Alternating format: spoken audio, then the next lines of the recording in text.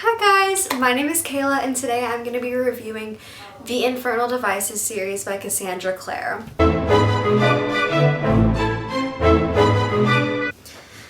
So let's get into it. I have my notes. So basically there are 3 books in the Infernal Devices series: Clockwork Angel, Clockwork Prince, and Clockwork Princess. And it follows this girl named Tessa, and she is from America, and she has come to London to find her brother because her brother had sent her a ticket, or so she thought. And then when she gets to London, she gets kidnapped by 2 warlocks. And so then she finds out that she actually has powers. She is a shifter, like changeling. I don't really know what are they? She's a shapeshifter. When she shapeshifts, she doesn't just take a person's space. She can access their memories and their thoughts. So it's basically about her, and then she meets these shadow hunters, Will and Jem, and the London Institute, and she stays there with them. And it's just like it follows her in like a battle, obviously, because there's always some type of conflict within a book, and a love triangle between her, Jem Carstairs, and Will Herondale. So let me talk about the love triangle real quick. Basically, Will and Jem are parabatai, and that means they're kind of like, they're like brothers, but they're bonded so deeply that they're closer than brothers. Like they actually like have, I'll explain it in a quote in a second, but basically at one point she doesn't know who to choose, and somebody looks at her and says, "Maybe you should stop pitying yourself," he said. "Most people are lucky to have found one great love in their life. You have found 2. And I think that's so like amazing, because there's this love triangle is just, it's so different, because it's not like the boys are fighting over the girl. No, all 3 of them love each other. Will and Jem are brothers. They love each other and they want each other to be happy. And they both love Tessa, and Tessa loves both of them. So it's literally like, this person loves this person, this person loves this person, this person loves this person, this person loves this person, this person loves this person, this person loves this person. So it's very unusual that way. And she says that at one point in the book. She says, "You and Will are not like 2 ordinary people, 2 people who might have been jealous of each other, or who would have imagined my love for one of them diminished by my love of the other." So yeah, as you can see, like they're not, so that makes the love triangle interesting. Like it's like a special case where like you really don't even like want the love triangle to end. You're like okay with the love triangle. So both parts of the love triangle, you have Jem and Will. Jem is ill. He's dying throughout the entire series because when he was younger, this traumatic experience happened, and so now he has like this illness, this addiction to this drug, and he has to continuously take this drug so he doesn't die, but the drug is killing him slowly. So it's kind of like and then Will is cursed. We don't know that he's cursed until the 2nd book, and he's not actually cursed. So when he was younger, this demon placed a curse on him that said, for the rest of his life, whoever loves him will die. And the next day his sister died, and so he left his family because he was 12 years old, and he was like, I don't want my family to die. And so he never really let anybody get close to him, but he was falling in love with Tessa. So it's like this whole thing. So Clockwork Angel, in the beginning, you have Will and Jem off like fighting demons because they're shadow hunters and following this trail to this case and everything, and it follows then to Tessa, who had been kidnapped by these warlocks and was about to get sold to be someone's wife because he wanted her powers.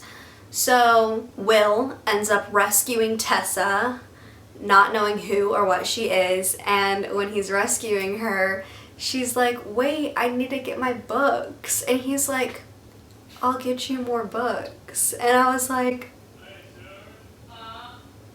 that's so cute. So when he's rescuing her, it was so funny because when he was rescuing her, he was like, they were going through like this like tunnel thing, and it was like really hot, and he was like it's hot as hell in here, and she was like, hell's actually cold. And he was like, what? And she was like, in Inferno, like in Dante's Inferno, hell is cold. And he was like, we're running for our lives, and like you're just like, hell is cold. Like it was like a really funny moment. So throughout the book, she starts to like, her and Will start to get closer, but then she meets Jem and they become friends, but she kind of like feels things for Will. And I didn't say this earlier, but this book takes place in 1878. So, in London. 1878 London. So, in chapter 12 of Clockwork Angel, Tessa and Will have their first kiss. She's trying to feed him holy water because he drank vampire blood, which will turn him into a vampire if he doesn't drink holy water. So she's feeding him the holy water and they kiss, and then he's like, Tessa, leave! You can't, because he was like, I can't have her fall in love with me because then she's gonna die. So there are multiple scenes like that throughout Clockwork Angel. It's crazy. But her and Jem, I mean, they're just friends. They're not really that close yet. And so there's not really like the love triangle thing going on. Throughout Clockwork Angel, there's a battle. Obviously, there's some chemistry, and we find out that her brother is actually evil and working with the Mort Man, who is the evil guy. So that was a big like. And then in Clockwork Angel, at this point we don't know that he's cursed, and so he thought that she was dead towards the end, and he was like, I've lost everything. And then she's like, oh, psych. And so then after that he was like, and then he went to a warlock we all know and love named Magnus Bane. So Magnus is obviously he's in the Mortal Instruments, he has his own The Bane Chronicles, he's in Tales from Shadowhunter Academy, he's in the Infernal Devices, he's probably in The Last Hour. I haven't read it yet. He's probably in one of the other books in this in like the universe. So he's just like one of those great characters. Warlock, immortal. So at the end of the book, he goes to him and he's like, Magnus, I need your help. And at that moment, like, we don't know why he needs his help, but I was like, it has something to do with Tessa. Like, I know it does. And so then we jump to Clockwork Prince, and we actually do find out, well, it's not because of Tessa, but we find out that he was cursed by a demon named Marbus when he was 12 years old, and the reason that he wants it broken is because he wants to love Tessa. So eventually they do summon up the demon, and the demon's like, I didn't actually curse you. That was a lie. Your sister died because she got hit by my tail when we were fighting, and it killed her. Like, the poison killed her. And he was like, so in Clockwork Prince, so at the end of Clockwork Angel, there was a scene between Will and Tessa, and it was like you were like, Will, really? Because like they kissed, and then he was like, you can be my mistress, like I can't marry you. And you're like, really, Will? So in Clockwork Prince, Will and Tessa obviously aren't speaking, they're not on speaking terms, so Tessa and Jem get closer. And they get really close throughout the book. And so obviously like we see their romance starting to bloom, and it's like really cute. Like Will's like the bad boy, and Jem is like the little cinnamon bun. Like, he is so cute. I love him. And like it's like Jem has like blonde hair, like white hair, and Will has black hair, so they're like light and dark. I really love that. And so in the leader of the London Institute is Charlotte Fairchild. Well, actually Charlotte Branwell, she used to be Fairchild, and her husband is Henry. And so they're like, they had like an arranged marriage, and they both love each other, but both of them thought that the other one didn't love them because it was an arranged marriage. And so in chapter 18 of Clockwork Prince, they like admit their feelings to each other, and they're like, I've always loved you. And the other one's like, I've always loved you. I thought you didn't love me. And the other one's like, I thought you didn't love me. And then they get pregnant. And in the same chapter, Will and Tessa are on a balcony because there is a character in the series named Jessamine. She also lives at the London Institute, and we find out in this chapter, or the chapter before that she actually betrayed them and married Tessa's brother.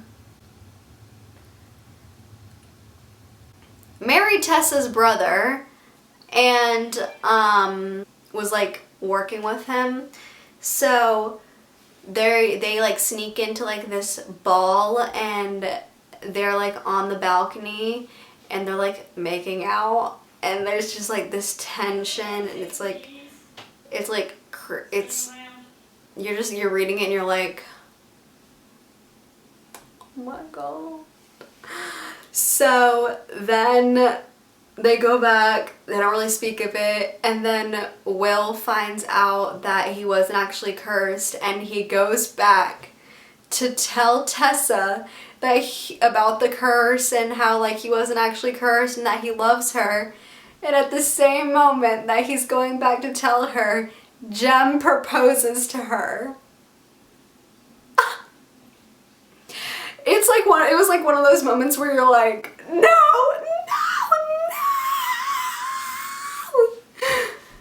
So then he's like, Tessa, I love you. And she's like, Jem proposed to me. And he's like, my Jem? And it was just like one of those moments. And then like Will was like, well, he was thinking to himself like, maybe Jem like doesn't truly like love her like that. Like, I'll find out. And then he goes and Jem tells Will about Tessa, and he's like, I know we didn't really talk about it, but because like Jem doesn't know that Will loves Tessa. And so he was like, my illness feels better when I'm with her. Like, I don't feel as sick anymore. I love her so much. Like, she makes me so happy. And Will was like, I can't take that away from him. And I was crying. Okay, like the fact that he was like that's my brother, like I can't take that away from him. I can't take away his happiness. I was like so in the end of Clockwork Princess, Jessamine, there's like a battle and some people die, and Jessamine goes to the Silent City, which is like prison, to get like inspected. I don't know. And then Tessa and Jem were happy together, and Will was just there like, I'm happy for you guys. So yeah. Oh, wait. Okay. Wait, that was Clockwork Prince. Sorry, not Clockwork Princess. That's how Clockwork Prince ends. Okay, so then Clockwork Princess starts with them getting ready for the wedding. Well, like preparing, because the wedding's in December and it's like September or like August. I don't know. You don't really know what month it is. But obviously like the Mortman is like gone right now. And so we haven't really been hearing anything from him. They think he's just like trying to like prepare for like a big thing. So that's like what it's about. So basically in this book, Tessa is abducted and Jem is laying on his deathbed, and so Will is like, do I stay with Jem, my parabatai, or do I go after Tessa, the love of my life? What do I do? And so Jem is laying like unconscious in his bed, and Will and Magnus are in his room, and Magnus was like, does Jem know that you're in love with Tessa? And when he said that, I knew that Jem was listening. I just knew. I knew that that was going to come back to me like, you know? And so, Jem wakes up and he's like, what did Magnus mean by are you in love with Tessa? And Will was like, so Jem was like, I was gonna ask you to go after Tessa anyway, but knowing that you're in love with her makes me even more confident in you. Like, because you love her as much as I do, so you won't let anything happen to her. And Will was like, what? And Jem was like, if anything happens to me, I want you to be happy. Wink, wink. So, Will leaves to go after Tessa, and when he goes after her, like, there's like a scene. He's like going after her, and when she was being taken away, she jumped out of the carriage down a ravine and almost died, but her bracelet fell off when she jumped out of the carriage, so he's like following after them with their fastest horse, and he like comes across her bracelet and he thinks that she dropped it to like clues as to where she got. And so, but then he was just to make sure, he was like, Tessa! And no one responded, but then you get Tessa's POV and she was like laying down in the ravine like almost dead, and she was like, she heard Will call her name, and she was like, Will. But he didn't hear her, obviously, so he left and went on, kept on going. And so she got up and started walking, and she found an abandoned house, and it was staying there. And then like the automatons that are like the robots that the Mortman uses, plus like one of the warlocks that kidnapped her, got in, and she shifted into the woman that used to live there. And she could have gotten away with it too, but she didn't take off her necklace. And so the warlock was like, oh, that's a nice necklace you have. Sees her. And I was like, oh my god, Tessa baby, you're so stupid. So she goes on, and Will stays in a tavern for the night. And he's there. His parabatai rune starts to hurt, and he's like in agony, and it starts to bleed, and then he felt the cord between him and Jem snap. And I was like, Jem, and he was like, Jem is dead. But in that moment I was like, Jem's not dead. Because if he was dead, we would have seen like Charlotte's point of view or Henry's point of view to like see like him actually dying. Like, he's not dead. So he keeps on his journey to go find Tessa. Eventually he does locate her, but then they both get trapped into a room together, and they think that they're gonna die the next day, and Tessa's like, I want you to kiss me one last time before we die. Because he had told her that Jem was dead. And he was like, are you sure? And she was like, yes. And so they got under the bed and they like did it. He took her V card. And then they wake up the next morning with Magnus coming into the room and being like, y'all need to put some clothes on. Because Charlotte and Henry and Magnus, and also I forgot to say that Will's sister came to the Institute at the end of Clockwork Prince too. And so she's there now. And then you have the Lightwoods. Gideon and Gabriel Lightwood are staying at the Institute because their dad turned into a demon and they had to kill him and everything. So they all come and they're like fighting. But Magnus was the only one that like, he's the one that found them and he was like, y'all need to put some clothes on. Like, sheesh. And then gave them some fighting leathers. And so they get out of there and they go and they have to like fight. And there's like this big fight and there's three Silent Brothers came with them. The Silent Brothers are like the people that like the shadow hunters that stay in the Silent City, like they have hoods. I was telling you how the Silent City is like the prison. So 3 Silent Brothers came with them and so they were fighting and one of the Silent Brothers' hood fell back and Tessa was like, Jem?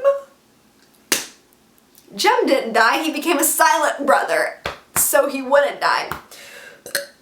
And that's why the cord broke, because he became a Silent Brother. So she was like, argh! And then Mortmint comes, and then Henry got paralyzed from the waist down. And Mortmint comes and she transforms, she shapeshifts into an angel, a literal angel, and kills him. And then she almost died because of the angel, because it was like the heavenly fire was like burning her. So they go back to the Institute and she like wasn't waking up for days and Will was like, the only way she'll wake up is if like she needs Jem. And Charlotte was like, but Jem's in the Silent City, like we can't, like he's not here. And so, but they called Jem, and because the consul, the head of like all of the shadow hunters, he, throughout the entire book, he was like being a dick. He was so rude. I hated him. And then he died. And I was so happy. And then they contacted Charlotte and were like, we want you to be the new consul. The first female consul ever.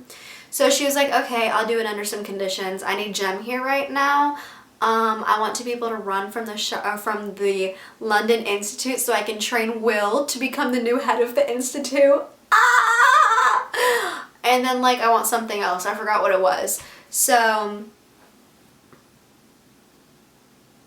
also, when Tessa was kidnapped, Jessamine, okay, I'm so excited that like I keep leaving things out. So Jessamine had come back from the Silent City at the beginning of Clockwork Princess, and when she was coming back, she died like on the front steps of the London Institute, and when she died there was like a fight and they kidnapped Tessa, and so that's when she was kidnapped. And then Jessamine died. So, yeah. So, Jem comes and she wakes up because he's there and she's like, Jem. And he's like, Tessa. And then, so Tessa was like, Tessa is immortal because we find out that she's a warlock. She's actually the product of a shadow hunter and a demon. So she's a warlock with no warlock mark. It's crazy, crazy, crazy. So she's immortal, and now Jem is immortal because he is a Silent Brother. So he comes back and he's like,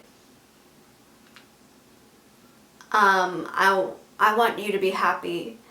And if you are happy with Will, then I want you to be happy with Will. Like, I want you guys to be together. And I was like,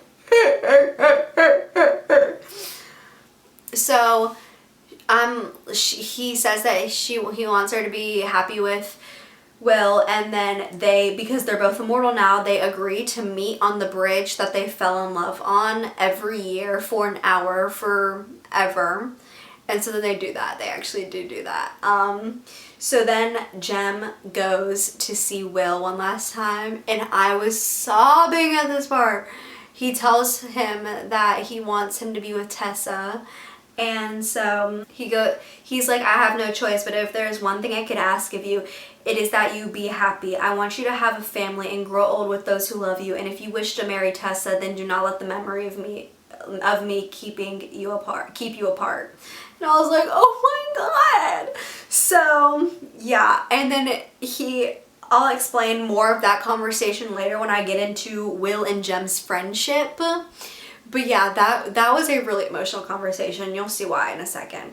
So the epilogue happens, and so the epilogue takes place on like winter solstice. Or it's not the epilogue, this is the chapter before the epilogue, the winter solstice, or not the winter solstice, but like the Christmas party. Jem like goes outside and Jasmine pops up like in her ghost form, and she's like, boo. She literally comes back in ghost form, comes back from the dead just so she can tell Will to shoot his shot. She's like, you've been taking Tessa on carriage rides for months. Like, declare your intentions, bro.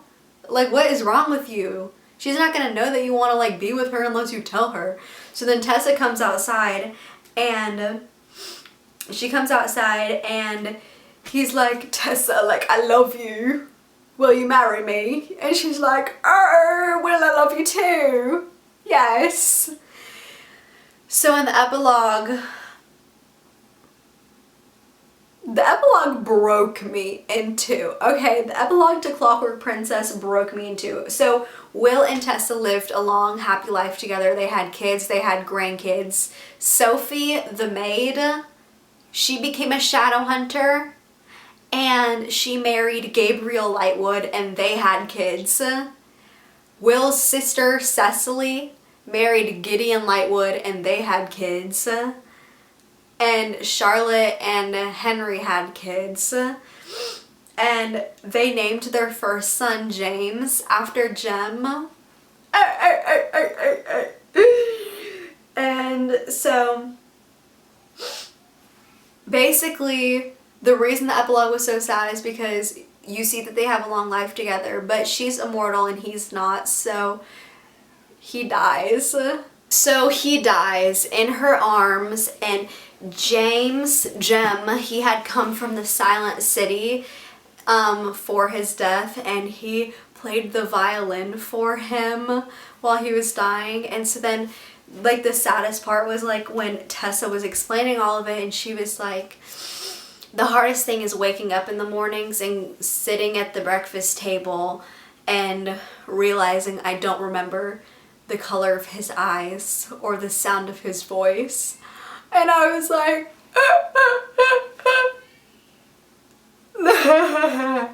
like, I was like, oh my God, no, that's so sad. So after he died, she left because she was like, I don't want to see my kids die. Like, losing your spouse is one thing, but you're not supposed to live longer than your kids. And so she left, and I'll get into what she did after she left. But the epilogue ends in 2008. She's sitting on the bridge waiting for Jem, and he comes up and he's not a silent brother anymore. And she's like, Jem? And he's like, they found a cure for my disease, so I was able to stop being a silent brother and they could cure me. And she was like, Urgh. And so he was like, he goes up to her and he's like, I know it's been 130 years, but I've loved you still. I've always loved you. And I was like, you know, like wondering like if you still love me. And so she says, you asked me if I have loved anyone but Will, she said, and the answer is yes. I have loved you. I always have, and I always will.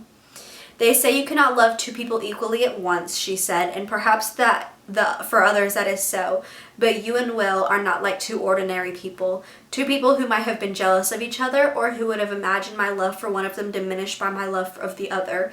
You merged your souls when you were both children. I could not have loved Will so much if I had not loved you as well, and I could not love you as I do if I had not loved Will as I did.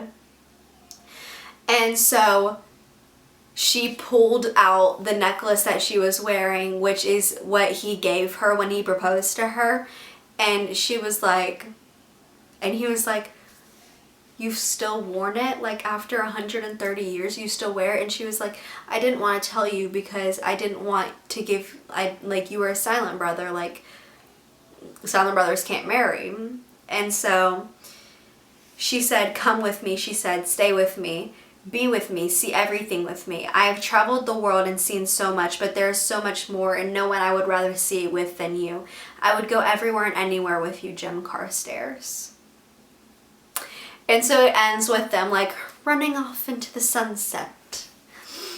So yeah. So now we're going to talk about Will and Jem's friendship for a second. So I'm just going to like name some quotes, just like they're parabatai, so I'm just gonna like read off some quotes that kind of like depict their friendship as it is. Okay, that's not a quote, that's actually something that I wrote down in my notes.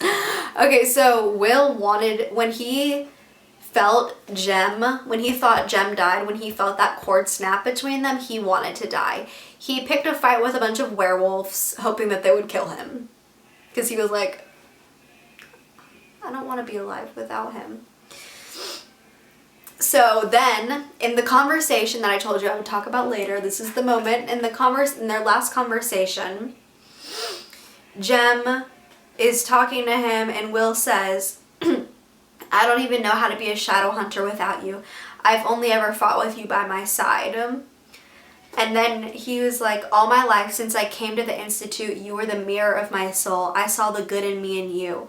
In your eyes alone, I found grace. When you are gone from me, who will see me like that? And then Jem said this, when you fight now, I will still be with you. When you walk in the world, I will be the light at your side, the ground steady under your feet, the force that drives the sword in your hand. We are bound beyond the oath. The marks did not change that. The oath did not change that. It merely gave words to something that existed already. Their like friendship, their brotherhood, their siblingship literally was one of my favorite parts of the book. Like it my heart.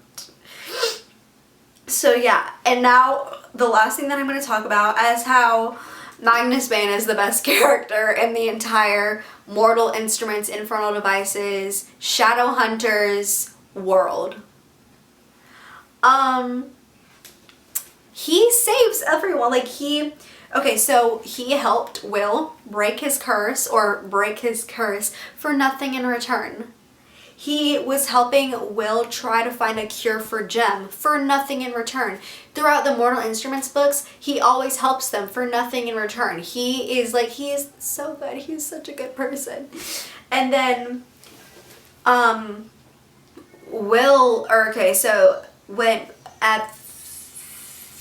toward the end of Clockwork Princess in the chapter before the epilogue, he is saying goodbye to Will, and Will is like, Tess is gonna be mad that you didn't say bye to her. And he said, oh, Magnus said, turning at the bottom of the steps with a curious smile, I don't think that will be necessary. Tell her I will see her again. And so after, when I said that I would talk about it later, Tessa, after she left, when Will died, she went to Paris and found Magnus. In Paris, she found Magnus. And then, when the war came to Paris, they went to New York together. So they were in Paris together, and she was having nightmares like on his couch, and because Will died, and he was like, it gets easier. The more people around you die, like it'll get easier. And then they went to New York together, which I think was like so cute, so cute. And then like I know that they have like an adventure together in one of his books, and like some more things together in like the Mortal Instruments series. So that's really cute. Like I just love that they're like friends like that. So yeah, overall, I give the Infernal Devices like a 15 out of 10. Like, this book series was so good. I loved it so much. Cassandra Clare is so talented, and like, I can't even explain it. Like, she is so talented. Like, Cassandra Clare is like right up there with Sarah J Maas for me. Like, I love them both. Maybe not equally, because Sarah J Maas is just like a little higher, but Cassandra Clare is right there. Okay? They're both amazing. I love them so much. I love Cassandra Clare. I love the Infernal Devices. I love all of Cassandra Clare's books. She is a genius. I love her.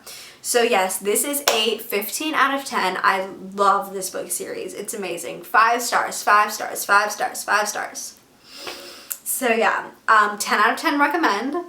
So yeah. If you aren't already subscribed, subscribe down below. If you liked this video, give it a thumb up and comment your thoughts down below. I will have my socials linked down below as always, and stay tuned for more videos. See you next time. Toodles!